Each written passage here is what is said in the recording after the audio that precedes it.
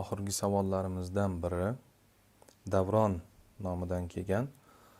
Odamzod tug'ilgandan to o'limigacha peshonasiga nima bo'lishi yozilganmi yo bandasi shunga sababchi bo'ladimi? Aqida. Alhamdulillah, vassalatu vassalamu ala rasulillah. Bu so'ralgan masala aqidaga aloqador masala bo'lganligi uchun qado va qadar deb ataladigan ikkita masalani alohida ajratib bilib olishimiz kerak bo'ladi. Qado bilan qadarni ulamolar bir-biridan farqli qilib, gohida qazoni o'rniga qadarni, gohida qadarni o'rnida qazoni ta'rifini berishgan. Nima bo'lganda ham biz mo'min musulmonlarga, umuman insonga Alloh azza va jalla tarafidan zimmamizga yuklangan narsa amal qilish. Bizning qilgan amalimizning barobarida mukofot berish yoki bo'lmasam qilgan gunoh uchun jazo berish Alloh azza va jallaning demak ishi hisoblanadi.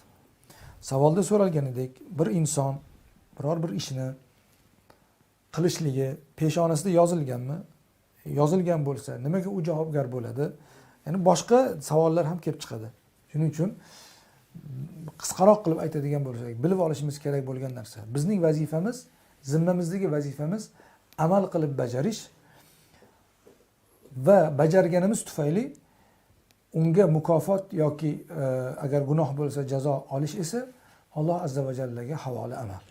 Shuning uchun oldindan hozirgi iymonga xalal beradigan savollar bilan inson o'zini chalg'itmasligi kerak, o'zini boshqa narsalarga band qilmasligi kerak. Balki men bandaman, bandalik vazifam bajarishdir deyish kerak.